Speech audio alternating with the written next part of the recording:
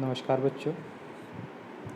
आज हम 14 chapter biomolecules के बारे में पढ़ेंगे।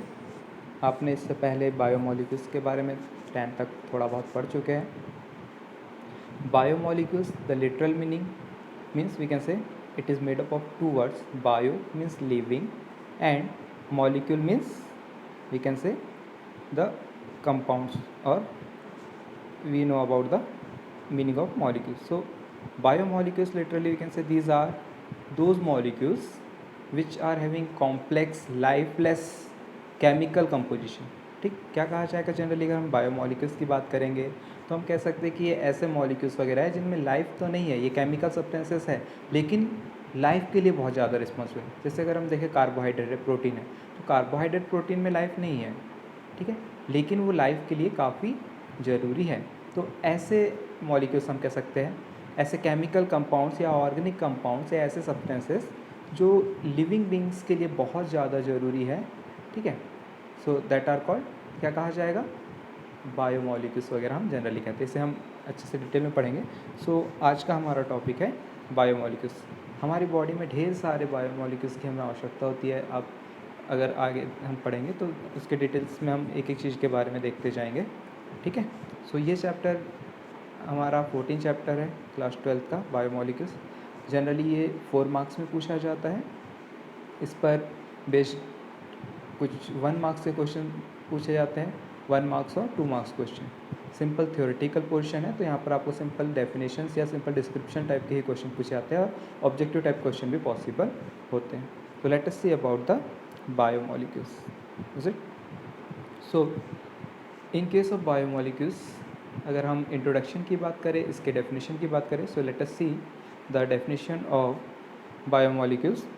That is we can say these are those complex lifeless chemical or organic substances which built up in living organism. Is it, क्या बोला हमने यहाँ पर, these are those complex lifeless chemical substances which built up living organism and are responsible for the growth, maintenance and their ability to reproduce. Clear है, क्या बोला हमने यहाँ पर कि ये ऐसे ऑर्गेनिक सब्सटेंसेस है जो लिविंग बींग्स में पाए जाते हैं. ठीक है, यानी उनकी बॉडी को बनाने के लिए ज़रूरी होता है, उनको बिल्टअप करने के लिए ज़रूरी है. और क्या कहा जा रहा है, किसके लिए रिस्पॉन्सिबल है, they are also responsible for the growth of living beings, their maintenance of the body and their ability to reproduce. Means उनमें रिप्रोडक्शन के लिए भी क्या ज़रूरी है, बायोमोलिक्यूल्स की आवश्यकता होती है. ठीक, और फिर यदि हम देखें यहाँ पर तो हम बायोमोलिक्यूल्स को साइंस के एक ब्रांच के अंदर पढ़ते हैं, that is called biochemistry. So we can also define the biochemistry.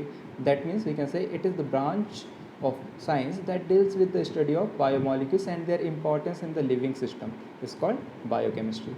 Clear है यहाँ पर, क्या बोला हमने यहाँ पर, biochemistry क्या है, biochemistry is the branch of chemistry that deals with the study of different biomolecules and their importance in the living being. मतलब हमारे बॉडी में बायोमोलिक्यूल्स का क्या इंपॉर्टेंस है और उनके बारे में स्टडी करना.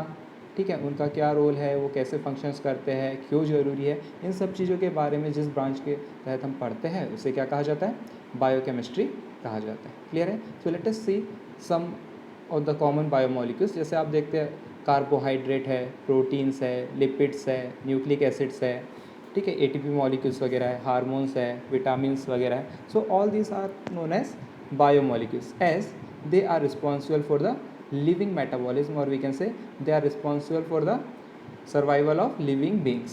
ठीक, तो इन सबको हम क्या कहते हैं, बायोमोलिक्यूल्स कहते हैं. क्या क्या बोल रहे हैं यहाँ पर, कार्बोहाइड्रेट की बात करते हैं, प्रोटीन्स की बात करते हैं, लिपिड्स की बात करते हैं, न्यूक्लिक एसिड है, एटीपी मॉलिक्यूल्स है, हार्मोन्स है, विटामिन्स है. ठीक है, all this are known as, क्या कहा जाता है इनको, बायोमोलिक्यूल्स वगैरह हम कहते हैं. ठीक, अब बात करते हैं हम कि जो बायोमोलिक्यूल्स है उनको हम मेटाबोलाइट्स भी कहते हैं because they are responsible for the metabolic activities into the body. ठीक, मेटाबोलाइट्स मतलब जो क्या कह सकते हैं कि लिविंग बींग्स पे डिफरेंट बायोलॉजिकल एक्टिविटीज़ के लिए रिस्पॉन्सिबल होते हैं. So we can broadly categorise them as 2 types, that is primary metabolites यानी जो बहुत ही ज़्यादा जरूरी होते हैं, और दूसरे सेकेंडरी मेटाबोलाइट्स वगैरह हम कह सकते हैं. ठीक, पहला हम बात करते हैं प्राइमरी मेटाबोलाइट्स की. सो we can say they have key role in the growth, development and reproduction. मतलब बहुत ही ज़्यादा ज़रूरी है जो शरीर के अंदर, किसके लिए, हमारी बॉडी की ग्रोथ के लिए, बॉडी के डेवलपमेंट के लिए, रिप्रोडक्शन वगैरह के लिए, उनको हम प्राइमरी मेटाबोलाइट्स कहते हैं, क्योंकि वो बहुत ही ज़्यादा ज़रूरी है, प्राइमरी रूप से सबसे ज़्यादा ज़रूरी है। और ये हमारी बॉडी में ग्रोथ फेज में बनते रहते हैं और वो एनर्जी वगैरह प्रोड्यूस करते हैं, ठीक, कि कुछ बॉडी में प्रोड्यूस भी होते हैं ड्यूरिंग द ग्रोथ फेज और the result of the energy metabolism, ठीक है।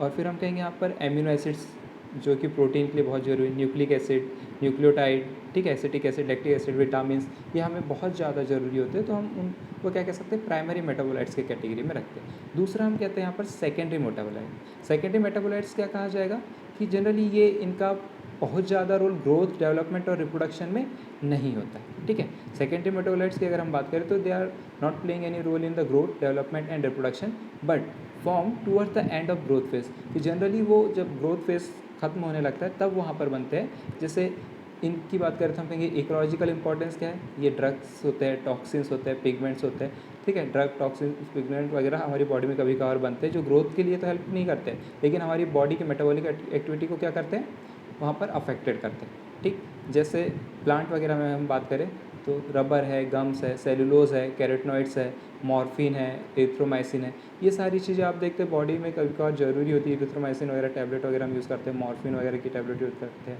ठीक है। हार्मोन्स, कैरोटिनॉइड्स वगैरह हमारी बॉडी में ज़रूरी होते हैं, ठीक। सेलुलोज वगैरह हमारी बॉडी में कोई फंक्शन नहीं होता है, वो डाइजेस्ट नहीं होता है, बट सेल वॉल के रूप में वो काम आते हैं, ठीक है। तो ये सब हम कहेंगे this are the secondary metabolites. क्या कहा जाता है, सेकेंडरी मेटाबोलाइट्स की बात करते हैं तो हम बायोमोलिक्यूल्स को सिंपल मेटाबोलाइट्स भी कह सकते हैं। क्या कह सकते हैं, biomolecules are also known as metabolites because they convert into one another, ठीक है, क्योंकि वो एक दूसरे में कन्वर्ट होते रहते हैं और एक जो लिंक्ड रिएक्शन के थ्रू वो मेटाबॉलिक एक्टिविटी या मेटाबॉलिक पाथवे के थ्रू एक दूसरे में कन्वर्ट होते रहते हैं। जैसे ग्लूकोज से अगर हम देखेंगे तो वो फिर ग्लूकोज से ग्लाइकोजन, ग्लाइकोजन से फैट वगैरह, इस टाइप से वो क्या है एक दूसरे में कन्वर्ट होते रहेंगे। सो on the basis of this conversions pathway we can classify the pathway also into two types। एक हम कहते हैं एनाबोलिक पाथवे, दूसरा हम कहते हैं कैटाबोलिक पाथवे। एनाबोलिक पाथवे में हम कहेंगे यहाँ पर क्या देखते हैं कि formation of complex structures from simple ones, कि छोटे छोटे जो कॉम्प्लेक्स स्ट्रक्चर्स है, ठीक है, उनसे छोटे छोटे जो मॉलिक्यूल्स उनसे कॉम्प्लेक्स स्ट्रक्चर बनते हैं सिंपल मॉलिक्यूल से। बायोसिंथेटिक पाथवे जो होते हैं, जैसे अपने क्रैब साइकिल वगैरह पढ़ा है 10th वगैरह में, ठीक है, P4 साइकिल वगैरह, इस टाइप से जो पढ़ते हैं वो है। या कंज्यूम एनर्जी वगैरह के बारे में हमको क्या मिलता है यहाँ पर, एनाबोलिक पाथवे से इन्फॉर्मेशन मिलती है। दूसरा हम कहते हैं कैटाबोलिक पाथवे। कैटाबोलिक पाथवे में क्या कहा जाएगा, formation of simpler structures from complex one, मतलब उल्टा है कि वहाँ पर ब्रेक डाउन होता है। कैटाबोलिक का मतलब ब्रेक डाउन, कि जो क्या कहा जाएगा, बड़े मॉलिक्यूल्स हैं उनका ब्रेक डाउन होकर छोटे छोटे मॉलिक्यूल्स में टूटते हैं। जैसे हमने कहा फैट है, प्रोटीन है, वो टूटकर एमिनो एसिड्स, कार्बोहाइड्रेट टूटकर ग्लूकोज वगैरह में कन्वर्ट होंगे। ये डिग्रेडेशन पाथवे, क्या कहा जाता है, डिग्रेडेशन। वो क्या था, बायोसिंथेटिक पाथवे, मतलब वहाँ पर कंस्ट्रक्शन हो रहा है, यहाँ पर क्या होगा, डिग्रेडेशन होगा और इसमें एनर्जी रिलीज होती है। उस प्रोसेस में क्या था, एनर्जी कंज्यूम होती है। क्लियर है कि उस प्रोसेस में एनर्जी कंज्यूम होती थी और इस प्रोसेस में क्या हो रहा है, यहाँ पर एनर्जी रिलीज हो रही। क्लियर हुआ। आगे अगर हम बात करें तो हम माइक्रो और मैक्रो मॉलिक्यूल्स में हम बायोमॉलिक्यूल्स को कैटेगराइज कर सकते हैं, ठीक है। क्या कहा जा रहा है कि molecules can be, biomolecules can be further categorise into macro and micro. Micro का मतलब जो बहुत ही लिमिटेड अमाउंट में हमको चाहिए, सूक्ष्म मात्रा में चाहिए। मैक्रो मतलब जो हमें ज़्यादा मात्रा में जरूरी होती है। So biomolecules can be categorize into two basic categories depending on their, क्या कहा जाएगा, वेट, मॉलिकुलर वेट के बेस पर और रिक्वायरमेंट के बेस पर हम क्या कर सकते हैं कि उनकी साइज, शेप और वेट के बेस पर हम उनको दो प्रकार से कैटेगराइज कर सकते हैं। बायोमॉलिक्यूल्स कौन से, एक माइक्रो मॉलिक्यूल्स कह सकते हैं, बायो माइक्रो मॉलिक्यूल्स, और दूसरा बायो मैक्रो मॉलिक्यूल्स वगैरह कहा जाएगा। क्लियर है। यहाँ पर पहला क्या बोला हमने, यहाँ पर बायो माइक्रो मॉलिक्यूल्स, दूसरा क्या कहते हैं हम यहाँ पर, बायो मैक्रो मॉलिक्यूल्स। तो माइक्रो मॉलिक्यूल्स हम ऐसे बायो मॉलिक्यूल्स को कह सकते हैं जिनका molecular weight less than 1000 Dalton's हो, ठीक। अगर लेस देन 1000 डाल्टन है तो उनको क्या कहा जाता है, माइक्रो मॉलिक्यूल्स वगैरह हम कहते हैं, ठीक है, बायो माइक्रो मॉलिक्यूल। जैसे एग्जांपल के लिए एमिनो एसिड्स हुआ, शुगर हो गया, ठीक है, न्यूक्लियोटाइड्स हो गया, लिपिड्स हो गया, वाटर है, मिनरल्स है, all this are comes under the bio micro molecule. Clear है, क्योंकि ये सिंगल यूनिट्स वगैरह है, एमिनो एसिड, शुगर, ठीक है, न्यूक्लियोटाइड्स, लिपिड्स, वाटर, मिनरल्स, ये सिंगल यूनिट है, छोटी यूनिट है जिनका मॉलिकुलर वेट कम है, तो उनको हम क्या कहते हैं, बायो माइक्रो मॉलिक्यूल्स वगैरह कहते हैं। दूसरा हम कहते हैं बायो मैक्रो मॉलिक्यूल्स। क्या कहा जाता है, बायो मैक्रो मॉलिक्यूल्स। मैक्रो का मीनिंग होता है बड़ा या बिग, ठीक। तो ऐसे मॉलिक्यूल्स हम सिंपली समझ सकते हैं कि ऐसे मॉलिक्यूल्स जो बड़े हैं, मॉलिकुलर वेट वगैरह उनका ज़्यादा है, जिनका मॉलिकुलर वेट काफ़ी हाई है, ठीक। तो उनको हम किस कैटेगरी में रखते हैं? प्रोटीन्स है, कार्बोहाइड्रेट्स है, न्यूक्लिक एसिड है। यहाँ न्यूक्लियोटाइड था, न्यूक्लियोटाइड जब ढेर सारे न्यूक्लियोटाइड जुड़ेंगे चेन में तो न्यूक्लिक एसिड का फॉर्मेशन करते हैं, ठीक। वो लॉन्ग चेन कंपाउंड या हाई मॉलिकुलर वेट कंपाउंड्स हो सकते हैं, protein, carbohydrate, nucleic acid, all this are the biomacromolecules. Clear है? जैसे आप यहाँ पर देख सकते हैं एमिनो एसिड्स, ठीक, सिंपल मॉलिक्यूल्स है, ठीक है। न्यूक्लियोटाइड्स एक यूनिट है डीएनए के लिए, जबकि प्रोटीन वगैरह के स्ट्रक्चर्स में देखें, प्रोटीन, ग्लूकोज, डीएनए वगैरह ये बहुत सारी छोटी छोटी यूनिट से मिलकर बने हुए हैं, तो इनको हम क्या कहेंगे? मैक्रोमोलिक्यूल्स वगैरह हम कहते हैं। क्लियर है? अभी हमने देखा था यहाँ पर कि बायोमोलिक्यूल्स अगर हम कोर्स के अकॉर्डिंग देखें तो बायोमोलिक्यूल्स, यहाँ पर कुछ बायोमोलिक्यूल्स के बारे में हम पढ़ेंगे, कार्बोहाइड्रेट, प्रोटीन्स, विटामिन्स, लिपिड्स, ठीक है, इनको डिटेल में पढ़ेंगे। तो पहला हमारा टॉपिक होगा इसमें कार्बोहाइड्रेट, मतलब बायोमोलिक्यूल्स के अंदर carbohydrate. So let us see about carbohydrate, ठीक है। पहला हमारा टॉपिक है कार्बोहाइड्रेट। कार्बोहाइड्रेट क्या है, इस बायोमोलिक्यूल्स के बारे में हम इसका इंट्रोडक्शन, डेफिनेशन क्या है, कहाँ पाए जाते हैं, क्या होते हैं, उनका क्लासिफिकेशन क्या है, उनका बायोलॉजिकल इंपॉर्टेंस क्या है, उनका स्ट्रक्चर्स क्या है, ठीक है, उनकी केमिकल रिएक्शंस वगैरह कुछ कुछ यहाँ पर हम देखेंगे, ठीक। सो जनरली हम कहते हैं यहाँ पर बायोमोलिक्यूल्स में पहला हमारा टॉपिक है कार्बोहाइड्रेट। लिटरल मीनिंग अगर देखें यहाँ पर हम कार्बोहाइड्रेट की, तो क्या बोला यहाँ पर? It is made up of 2 word, ठीक, कार्बो एंड हाइड्रेट, ठीक है। क्या है? कार्बो एंड हाइड्रेट। कार्बो का मतलब हम कहेंगे यहाँ पर कार्बन, और हाइड्रेट का मतलब हम कहेंगे यहाँ पर क्या कहा जाएगा? H2O, हाइड्रेट मतलब वाटर। तो जनरली लिटरल मीनिंग से अगर हम देखें तो हम कहेंगे यहाँ पर these are those molecules which have the general formula. General formula क्या है? N मल्टीपल ऑफ CH2O, मतलब कार्बन, हाइड्रोजन और ऑक्सीजन के कंपाउंड होते हैं। बेसिकली क्या कहा जाएगा? Carbohydrates are classes of naturally occurring organic compound of carbon, hydrogen and oxygen. Clear हुआ? क्या बोला हमने यहाँ पर? कि this are the naturally occurring compound of carbon, hydrogen and oxygen. समझ में आ रहा है? यहाँ पर कार्बोहाइड्रेट, जैसे ग्लूकोज के फॉर्मूले की बात करें आप तो क्या देखेंगे यहाँ पर? C6H12 और O6 है, तो इसमें भी कार्बन है, हाइड्रोजन है और ऑक्सीजन है। क्लियर हुआ? So we can say these are the classes of naturally occurring organic compound of carbon, hydrogen and oxygen which are primarily produced by the plants। और ये मिलते कहाँ से हमको? प्लांट्स वगैरह से जनरली हमको देखने को मिलते हैं। For example cane sugar, glucose, starch etcetera कहाँ से मिलते हैं? ये हमको प्लांट्स वगैरह से मिलते हैं, प्लांट ओरिजिन इनका होता है। तो नेचुरली हमको कहाँ से मिलेंगे? प्लांट ओरिजिन वगैरह से मिलते हैं। तो ऐसे कंपाउंड क्या कहलाते हैं? कार्बोहाइड्रेट कहलाते हैं, ठीक। ये तो था किसके बारे में? जो हमने कहा यहाँ पर कार्बोहाइड्रेट के बारे में कि उसका जनरल फार्मूला क्या होना चाहिए? CXH2OY, ठीक। क्या कहा जाएगा? H2OY। यहाँ पर X और Y क्या हो सकते हैं? कुछ इंटीजर हो सकते हैं। जैसे अभी देखा था हमने C6 था तो H2O क्या था? वहाँ पर 2 हो गया था Y की वैल्यू, मतलब H12O6 हो गया था, ठीक। इसी प्रकार से वो फॉर्मूले हो सकते हैं। जैसे ग्लूकोज के लिए C6H12O6, या फिर अगर आप देखें शुगर का फार्मूला तो C12H22O11, इस टाइप से फार्मूले हो सकते हैं, ठीक है। ये तो बात थी जनरल इंट्रोडक्शन की कार्बोहाइड्रेट के। लेकिन बाद में देखा गया कि कुछ ऐसे भी कंपाउंड्स हैं जो हर बार इन फार्मूले को फॉलो नहीं करते हैं, ठीक है, कि there are certain also some compounds are present which does not follow the formula of CXH2OY but they are, sorry क्या कहा हमने?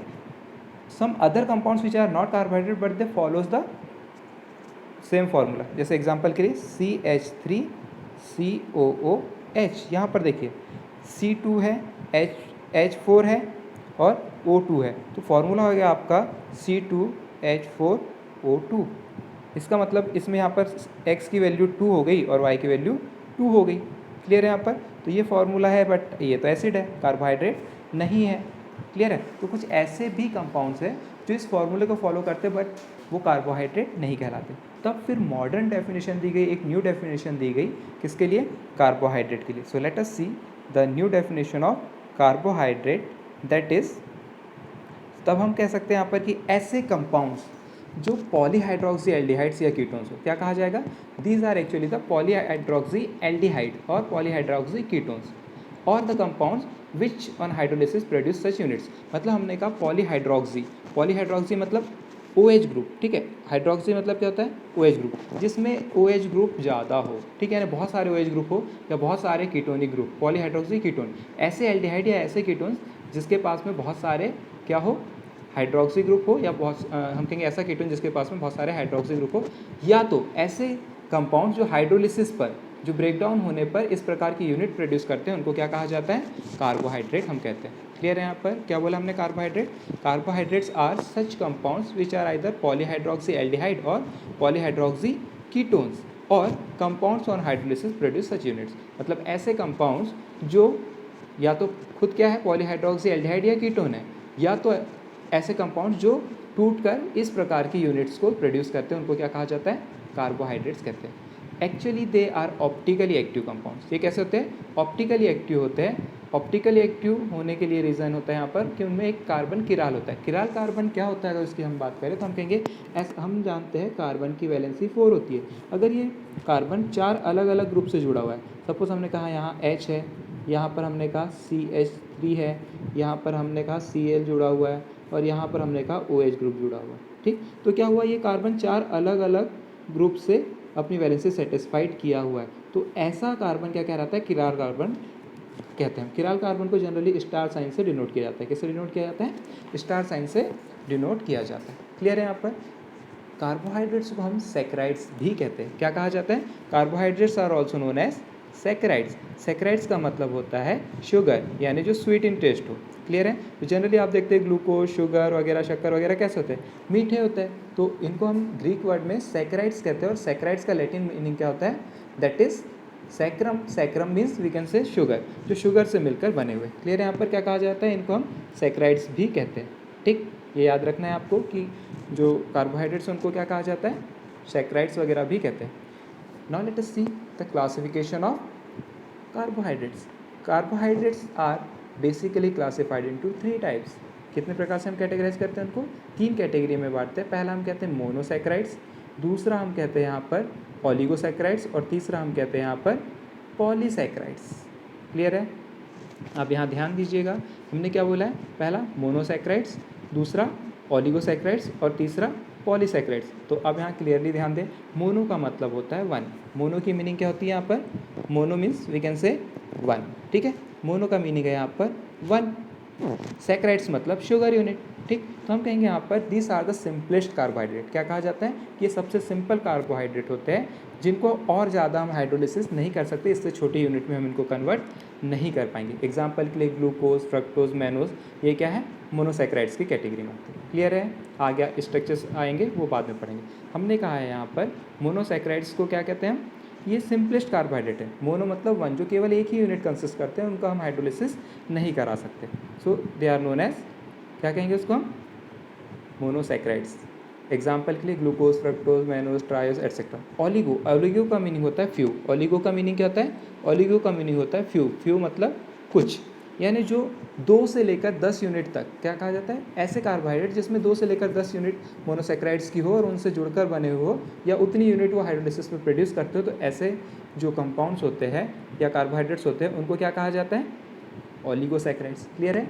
The meaning of oligo means few, saccharides means sugar unit. तो ऐसे कार्बोहाइड्रेट जिनमें 2 से लेकर 10 तक monosaccharides unit hydrolysis पर हमें प्राप्त हो या मिले, उनको क्या कहेंगे हम, ओलिगोसैकराइड्स। जैसे सुक्रोज, लैक्टोज, माल्टोज, ये किसकी कैटेगरी में आएंगे, किसके एग्जाम्पल हैं, ओलिगोसैकराइड्स के एग्जाम्पल होते हैं, ठीक।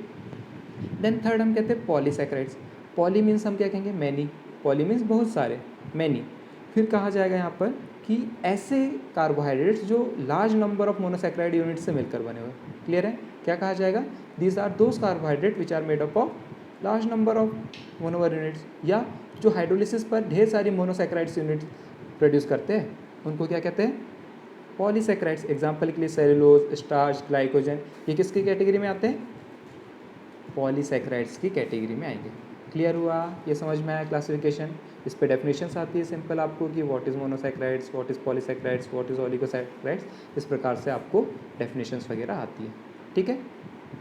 देन आगे चलते हैं, क्लासिफिकेशन पर आए हैं, तो ये तो सिंपल क्लासिफिकेशन था on the basis of the monomer unit they consist. Clear है यहाँ पर कि उनके कंपोजिशन के बेस पे हमने उनको मोनोसैक्राइड्स, ओलिगोसैक्राइड्स और पॉलीसैक्राइड्स में क्लासीफाई किया था। Then further the carbohydrate can also be classified as sugar and non sugar, ठीक, on the basis of the taste, कि अगर हम उनके स्वाद के बेस पर उनको हम क्लासीफाई करें तो इनको शुगर और नॉन शुगर में हम इनको क्लासीफाई कर सकते हैं। किस में क्लासीफाई कर सकते हैं? Sugar and non sugar.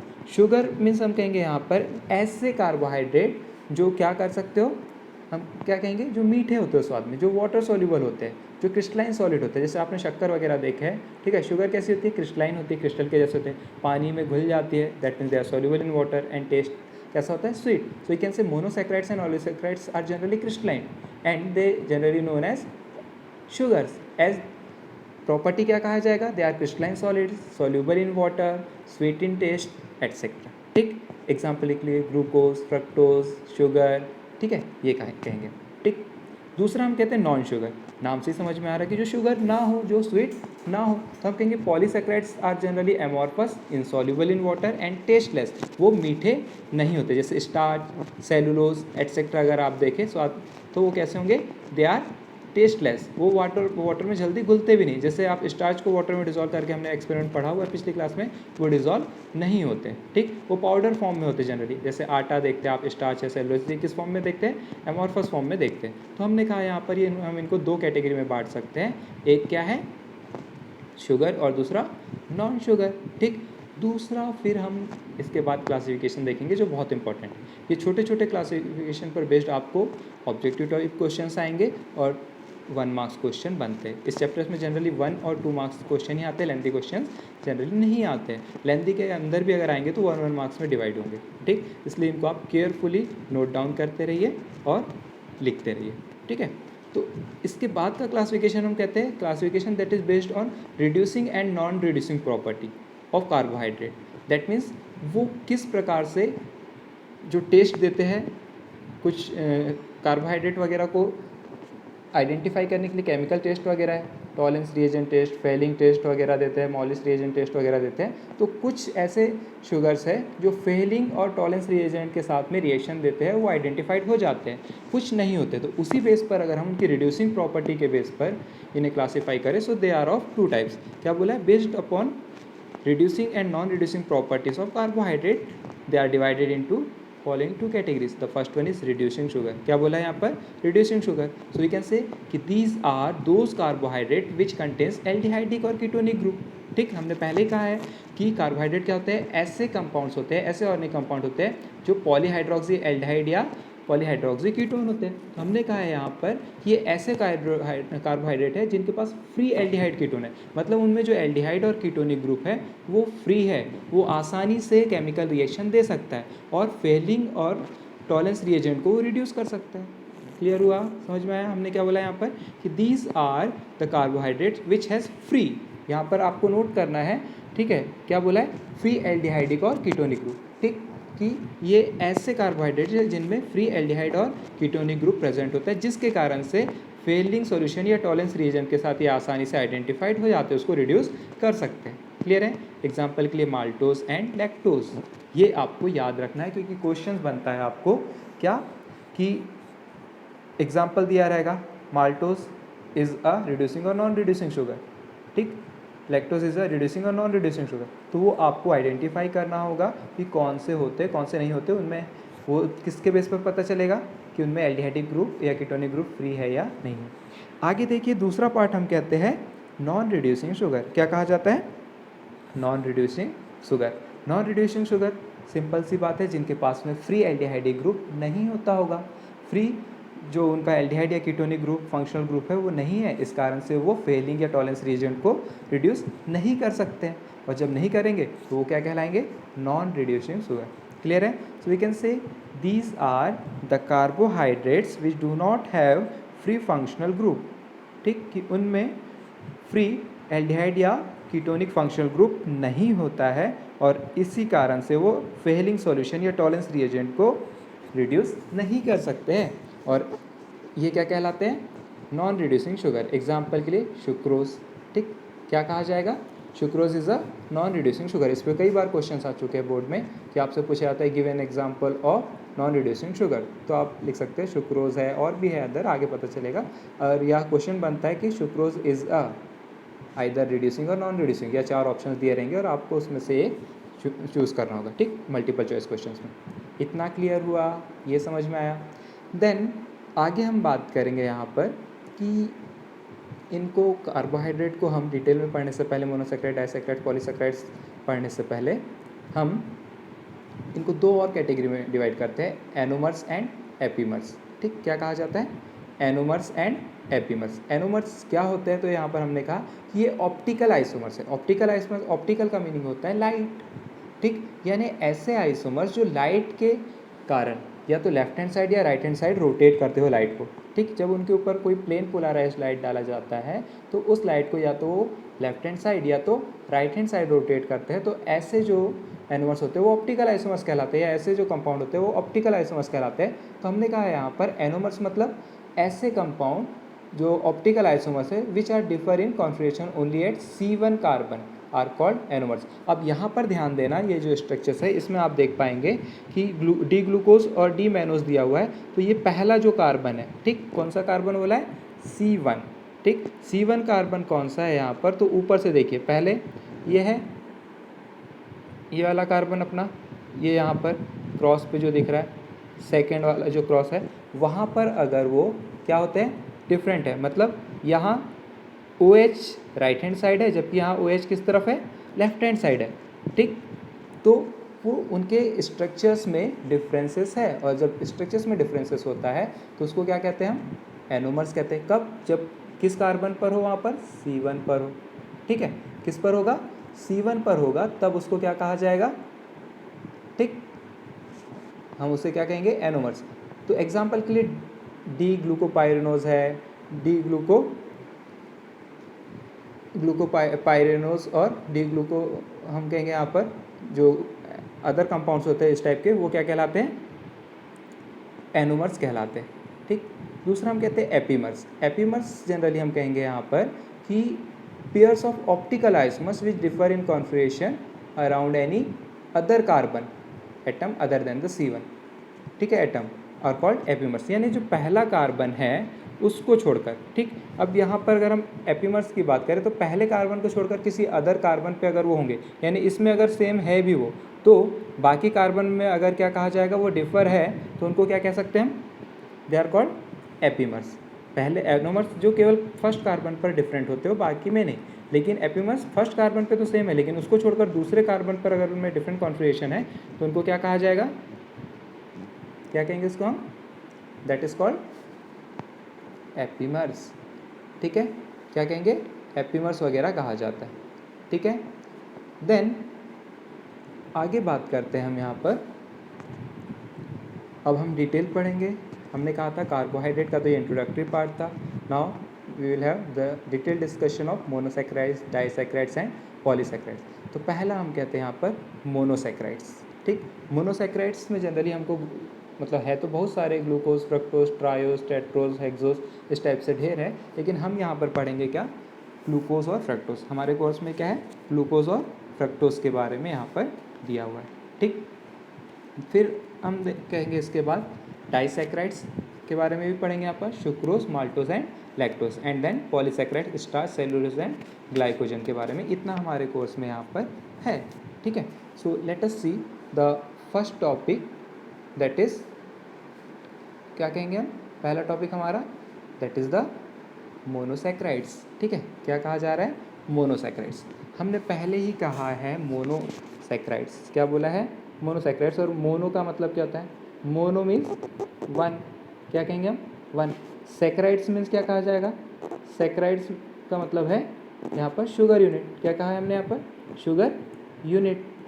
ठीक, तो शुगर यूनिट की बात करें, मतलब सिंपल सा मीनिंग निकल रहा है। Monosaccharides are those carbohydrate in which they are consist of only one sugar unit, they does not hydrolyse to give further smaller unit. कि ऐसे कार्बोहाइड्रेट जो केवल एक ही शुगर यूनिट से मिलकर बने हुए हैं और उनको और अधिक हम हाइड्रोलाइज नहीं कर सकते। क्लियर है? कुछ एग्जांपल्स वगैरह हम यहाँ पर देखते हैं कि कुछ मोनोसैकेराइड्स वगैरह के एग्जांपल हमें देखने को मिलते हैं। जैसे हम कहेंगे यहाँ पर ये यहाँ पर आ जाइए, that is the monosaccharides triose. ठीक है, यहाँ ध्यान दीजिए, ट्रायोज 3 यूनिट से मिलकर बने। किससे मिलकर बने होंगे वो? 3 मोनोसैक्राइड्स यूनिट से। टेट्रोज जिसमें 4 होगा, पेंटोज 5, हेक्सोज 6, यानी 6 आप देखते हैं जैसे ग्लूकोज के केस में C6 H12O20 O11 या हम कहेंगे O6, ये है 6 होते हैं ना यहाँ पर, C6 H12O6। क्लियर है? अब इनको 2 कैटेगरी में हमने बांटा है, एल्डिहाइड और कीटोन वाले। ठीक है, यानी मोनोसैक्राइड्स 2 प्रकार के हो सकते हैं, एक एल्डिहाइड और दूसरे कीटोन। ट्रायोज में अगर जिसमें एल्डिहाइड ग्रुप होगा तो उसको हम एल्डोट्रायोज कहेंगे, जैसे एग्जांपल के लिए ग्लिसरॉल्डिहाइड। यदि कीटोन होगा तो हम उसको डाइहाइड्रोक्सी एसीटोन कहेंगे। ऐसे ही हमने कहा यहाँ पर कि टेट्रोज में क्या कहा है यहाँ पर, 4 यूनिट्स हो सकती है। क्या होगी यहाँ पर? 4 यूनिट होती है, उसको हम एल्डोटेट्रोज कहेंगे। कीटोन होगा तो वहाँ पर कीटोटेट्रोज कहा जाएगा। ऐसे ही पेंटोज में एल्डोपेंटोज, कीटोपेंटोज। हेक्सोज में एल्डोहेक्सोज, कीटोहेक्सोज। क्लियर है? ग्लूकोज और फ्रक्टोज।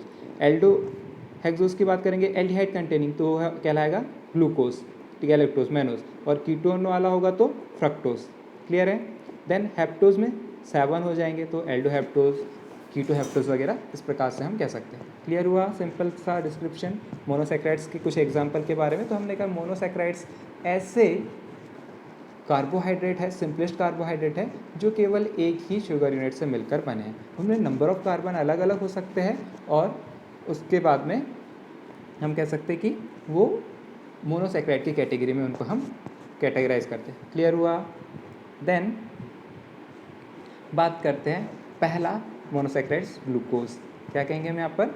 मोनोसैक्राइड्स के बारे में ग्लूकोज। इस पर बेस्ड आपको बहुत सारे क्वेश्चंस आते हैं। यहाँ से आपका डिटेल डिस्क्रिप्शन शुरू हो जाएगा मोनोसैक्राइड्स में। ग्लूकोज, इसी को हम डेक्सट्रोज भी कहते हैं। क्या कहते हैं? मोनोसैक्राइड्स के अंदर पहला दैट इज़ ग्लूकोज, या इसी को हम डेक्सट्रोज भी कहते हैं। क्लियर है? डेक्सट्रोज क्यों कहते हैं वो हम आगे देखेंगे। जैसे आपने देखा होगा कि जब बीमार वगैरह हो जाते हैं, कोई कमजोरी आ जाती है, तो उसको डेक्सट्रोज वगैरह चढ़ाया जाता है, मतलब सलाइन वगैरह चढ़ाते हैं ना, ग्लूकोज वगैरह की बॉटल लगाई जाती है, तो वो एक्चुअल में डेक्स्ट्रो रोटेटरी होने के कारण उसको डेक्सट्रोज कहते हैं। क्या कहते हैं? हमने अभी बताया था कि कुछ शुगर कैसे होते हैं, दे आर ऑप्टिकली रोटेटरी या ऑप्टिकली एक्टिव कंपाउंड होते हैं। तो या तो प्लेन पोलराइज को राइट हैंड साइड या लेफ्ट हैंड साइड रोटेट करते हैं। तो आगे हमको पता चलेगा कि किसको हम डेक्स्ट्रो रोटेटरी कहेंगे और किसको लिवो रोटेटरी कहेंगे। तो उस हिसाब से जो ग्लूकोज है वो क्या कहलाता है? डेक्स्ट्रो रोटेटरी कंपाउंड कहलाता है। क्या कहलाता है? Dextro rotatory compound. और जनरली ये क्या है? डेक्सट्रोज होता है। ठीक है, तो हमने कहा है कि ग्लूकोज की अगर बात करें, so glucose is a monosaccharide with molecular formula C6H12O6।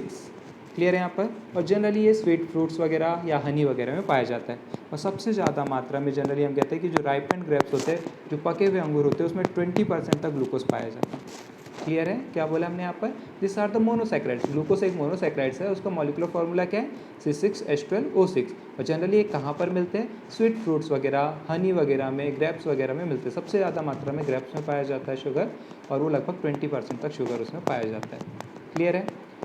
बात करते हैं प्रिपरेशन ऑफ ग्लूकोज की, कि ये तो हमने कहा नेचुरली अक्रिंग, हम कैसे बना सकते हैं शुगर। हम अगर देखें या ग्लूकोज वगैरह हमें बनाना है, तो आप देखते हैं मार्केट में ग्लूकोज वगैरह होता है, तो ग्लूकोज बनाया कैसे जाता है? तो हमने पहले कहा है कि इसको डेक्सट्रोज कहते हैं, ग्रेप शुगर भी कहा जाता है। It is also known as grape sugar. Generally क्यों कहते हैं grape sugar? Because it is present in highest amount in the ripen grapes, 20% तक पाया जाता है। तो there are certain process for the preparation of glucose. Glucose को हम शुक्रोज से बना सकते हैं। शुक्रोज मतलब क्या होता है? जो आप देखते हैं गन्ने वगैरह से शक्कर बनाई जाती है, दैट इज़ द शुक्रोज।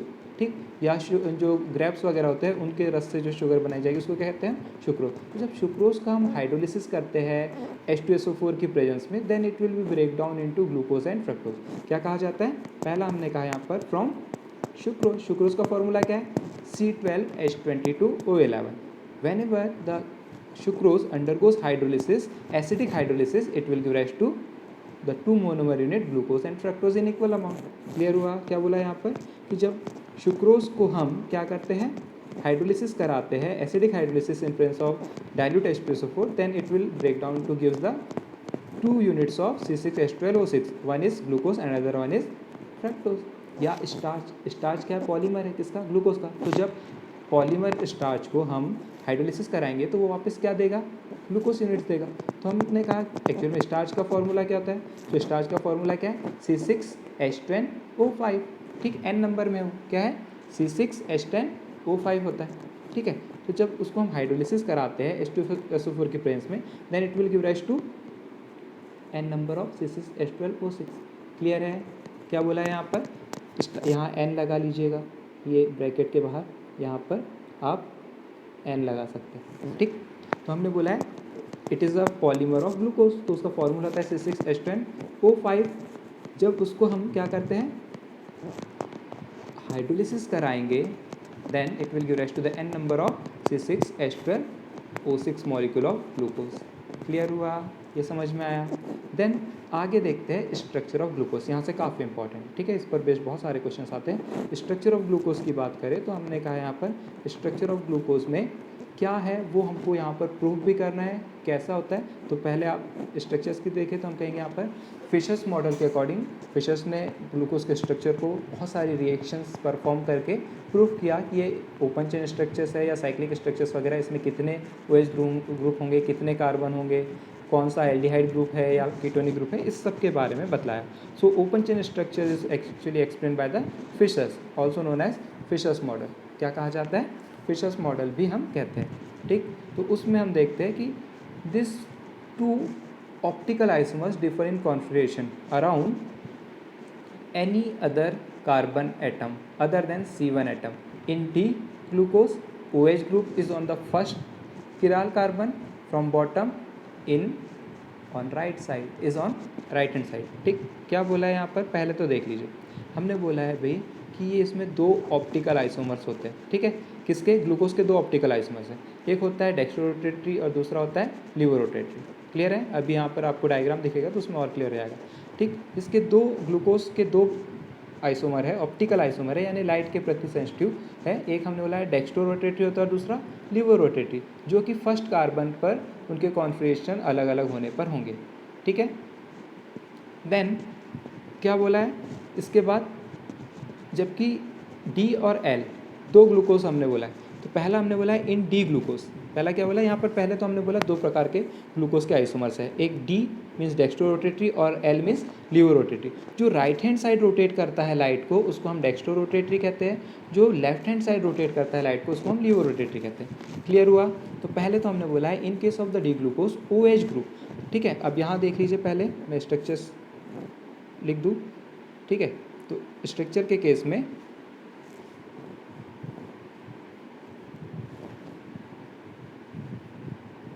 ठीक है, यहाँ पर देखिए ऊपर से आप अगर नंबरिंग करें तो ये फर्स्ट कार्बन, ये सेकंड कार्बन, ये थर्ड कार्बन, ऐसे चल रहा है।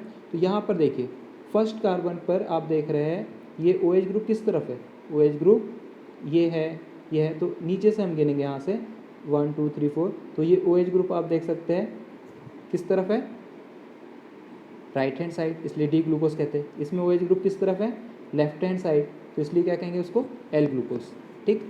समझ में आया, नॉमेनक्लेचर के बारे में हम बतलाएंगे कि कब किसको D और L कहेंगे। अभी यहाँ सिंपली समझिए कि जो OH ग्रुप है नीचे से पहला वाला जो कार्बन है, यानी जो OH ग्रुप है पहला वाला, ठीक, CH2OH नहीं, उसके ऊपर वाला, तो पहले वाले देख रहे हैं आप लेफ्ट हैंड साइड वाला जो स्ट्रक्चर है उसमें वो राइट हैंड साइड पर OH ग्रुप है D ग्लूकोज में, जबकि दूसरे इसमें क्या बोला है यहाँ पर हमने, ये देखिए क्या है, इस तरफ राइट हैंड साइड, और ये किस तरफ है, लेफ्ट हैंड साइड, इसलिए उसको क्या कहा जाएगा, L ग्लूकोज कहा जाता है। क्या कहते हैं, L ग्लूकोज हम कहते हैं। क्लियर है, ठीक है। तो हमने बोला है यहाँ पर in case of D glucose OH group of first chiral carbon, पहला किराल कार्बन, मतलब नीचे से अगर देखें तो पहला किराल कार्बन है वो, ठीक, पहले किराल कार्बन पे बॉटम से राइट हैंड साइड, समझ में आ रहा है, उनके नॉमेनक्लेचर में नीचे से बॉटम से जो राइट हैंड साइड पर है OH ग्रुप, इसलिए उसको D कहते हैं। जबकि L ग्लूकोज के केस में अगर हम देखें तो OH ग्रुप किस तरफ है, लेफ्ट हैंड साइड है किराल कार्बन वाला, ठीक, बॉटम से, तो उसको क्या कहेंगे हम, L ग्लूकोज कहा जाता है। क्लियर है, ये देखिए इसके साइक्लिक स्ट्रक्चर के बारे में भी है, तो अभी हम स्ट्रक्चर पढ़ रहे हैं, पहले हमने ओपन चेन की बात किया है, लेकिन इसके अलावा ग्लूकोज के साइक्लिक या रिंग चेन स्ट्रक्चर्स भी होते हैं, उसे हम आगे देखेंगे। So let us see in the next page about the open chain structure of glucose. अब यहाँ देखिए पहले ओपन चेन स्ट्रक्चर, यहाँ पर आपको क्लियर हो रहा होगा, दिख रहा है, पहले कौन सा ग्रुप है CHO, फिर उसके नीचे CHOH, फिर CHOH, CHOH, CHOH और 6 पे क्या है CH2OH। क्लियर है यहाँ पर? तो आप देखेंगे यहाँ पर किराल कार्बन है। कितने किराल कार्बन है इसमें? 4 किराल कार्बन आपको नजर आएंगे। कितने आ जाएंगे यहाँ पर? 4 किराल कार्बन। क्यों? क्योंकि एक ग्रुप ये CHO जुड़ा है पहले वाले से और ये दूसरा OH और H और ये की पूरा ग्रुप। इस प्रकार से आप 2, 3, 4, 5 जो कार्बन देख रहे हैं ऑल आर किराल। ठीक, और किराल कार्बन वाले कंपाउंड ही ऑप्टिकली एक्टिव हो सकते हैं। दूसरा स्ट्रक्चर देखिए, हमने कहा डी ग्लूकोज की बात किए थे, दूसरा है एल ग्लूकोज। यहाँ पर आप अच्छे से ध्यान दें, मैं जहाँ पर पॉइंट कर रहा हूँ कि ये OH ग्रुप किस तरफ है? राइट हैंड साइड है। ठीक है, तो उसको क्या कहते हैं? कोई भी इस प्रकार के जो भी ऑर्गेनिक कंपाउंड जिसमें अगर जो डिफ्रेंशिएटिंग ग्रुप है अगर वो राइट हैंड साइड होगा तो उसको डी कंपाउंड कहते हैं। यहाँ ग्लूकोज इसलिए डी ग्लूकोज। यदि वही कंपाउंड लेफ्ट हैंड साइड होगा तो उसको एल ग्लूकोज कहेंगे, क्योंकि ऐसे कंपाउंड्स पर जब इनके एक्वस सॉल्यूशन में यानी इनके लिक्विड सॉल्यूशन से जब हम monochromatic beam of light pass करते हैं, प्लेन पोलराइज लाइट पास करते हैं, तो या तो उसको लेफ्ट हैंड साइड रोटेट करते हैं या तो राइट हैंड साइड। जो compound right hand side rotate करता है उसको हम डेक्स्ट्रो कंपाउंड कहते हैं या प्लस कंपाउंड कहते हैं। जो लेफ्ट हैंड साइड रोटेट करता है उसको हम लीवो कंपाउंड कहते हैं या माइनस कंपाउंड कहते हैं। क्लियर है यहाँ पर? ठीक, तो यहाँ पर डी और एल ग्लूकोज दो आपको देखने को मिलते हैं। ठीक है, देन उसके बाद यहाँ देख लीजिए उसी का फ्रक्टोज का स्ट्रक्चर। हमने कहा था दूसरा कंपाउंड क्या होता है? Glucose and fructose. फ्रक्टोज के केस में आप देख रहे हैं फ्रक्टोज में क्या है? एल्डिहाइड ना होकर वो कीटोनिक ग्रुप है। क्या है? सेकंड पोजीशन पे कौन सा ग्रुप जुड़ा हुआ है? कीटोन। कहा था हमने ये एल्डो हेक्सोज होते हैं ग्लूकोज, और फ्रक्टोज क्या होता है? एल्डो कीटोज। तो इसमें कीटोनिक कंपाउंड है, दैट इज कॉल्ड, ये भी डेक्स्ट्रो रोटेटरी है। ठीक, क्योंकि OH ग्रुप किस तरफ है? राइट हैंड साइड है, इसलिए डेक्स्ट्रो रोटेटरी होता है फ्रक्टोज, और वो साथ में कैसा है? कीटोनिक ग्रुप कंटेनिंग, तो उसको हम क्या कहते हैं? कीटोहेक्सोज भी कहते हैं। अब इसके और अच्छे से स्ट्रक्चर्स वगैरह देख लीजिए, ये रिंग स्ट्रक्चर्स वगैरह ग्लूकोज के। जब ग्लूकोज रिंग स्ट्रक्चर के फॉर्म में होता है तो पायरोनोज स्ट्रक्चर होता है। 5 मतलब हम कहेंगे एक हेक्सागोनल रिंग कंटेनिंग जो पायरोन स्ट्रक्चर है उसको रिजेंबल करता है, इसलिए इसको हम क्या कहते हैं? पायरोनोज भी कहते हैं। ग्लूकोज होने के कारण ग्लूकोपायरोनोज भी कहा जाता है। क्लियर है? क्या बोला हमने यहाँ पर? ग्लूकोपायरोनोज भी कहते हैं। पायरोन का स्ट्रक्चर क्या होता है? तो पहले हम बता दें कि पायरोन मतलब यहाँ पर एक ऑक्सीजन होगा और ये इस प्रकार से 6 कार्बन कंटेनिंग क्या होता है? ये हेक्सागोनल रिंग होती है। तो इसी को देखिए यहाँ पर इसी प्रकार का रिंग स्ट्रक्चर है, इसका रिजेंबल कर रहा है, इसलिए उसको हम ग्लूकोपायरोनोज कहते हैं। ये रिंग स्ट्रक्चर है फिशर प्रोजेक्शन के अकॉर्डिंग, और ये उन्हीं को हमने उसको हावर्थ स्ट्रक्चर्स में जब एक्सप्लेन किया हावर्थ के द्वारा, तो उसको इस प्रकार से एक्सप्रेस कर सकते हैं। ठीक, तो ये अल्फ़ा वाला है और ये बीटा वाला। अब हमने बोला यहाँ ध्यान दीजिए, बहुत ज़्यादा इंपॉर्टेंट है क्योंकि अल्फ़ा और बीटा पर भी बेस्ड बहुत ज़्यादा क्वेश्चन आते हैं। अगर ये जो OH ग्रुप है, पहले कार्बन पर जुड़ा OH ग्रुप अगर नीचे साइड है, नीचे साइड है मतलब उसको अगर आप देखें इस प्रकार से, उसको अगर खड़ा कर दे, इसको इस तरह से ऐसा अगर घुमा दे, तो आप देखेंगे कि ये वाला OH group right hand side आ जाएगा। किस तरफ आ जाएगा ये वाला OH group? Right hand side. मतलब वो क्या होगा? D तो है ही, और उसको अल्फ़ा कहते हैं। क्या कहते हैं? अगर ये नीचे साइड प्रेजेंट है, राइट हैंड साइड प्रेजेंट है तो अल्फ़ा। लेकिन अब अगर यहाँ पर लेफ्ट हैंड साइड या ऊपर साइड प्रेजेंट हो गया तो उसको क्या कहा जाएगा? That is called beta. क्या कहेंगे हम? बीटा ग्लूकोज वगैरह कह सकते हैं। यहाँ पर देखिए जैसे ये OH ग्रुप, यहाँ अच्छे से समझ में आएगा। OH ग्रुप किस तरफ है? Right hand side. ठीक, तो उसको अल्फ़ा कहेंगे। यदि ये जो फर्स्ट कार्बन पे जुड़ा OH group left hand side, तो उसको क्या कहा जाएगा? बीटा। क्लियर है? तो ये क्या था? Structure of glucose. आज के लिए इतना ही, ये काफ़ी बड़ा टॉपिक है। कल हम इसके आगे केमिकल रिएक्शन ऑफ ग्लूकोज के बारे में पढ़ेंगे। ठीक है, तो इसको बहुत ध्यान से पढ़िए, 2-3 बार रिवाइज़ कीजिए क्योंकि चैप्टर इजी है, काफ़ी छोटे छोटे कॉन्सेप्ट है, और इसको आप नोट्स बनाते रहिए। ठीक है, इसको देखिए और उसके बाद नोट्स बनाना शुरू कीजिए। Okay, bye, best of luck.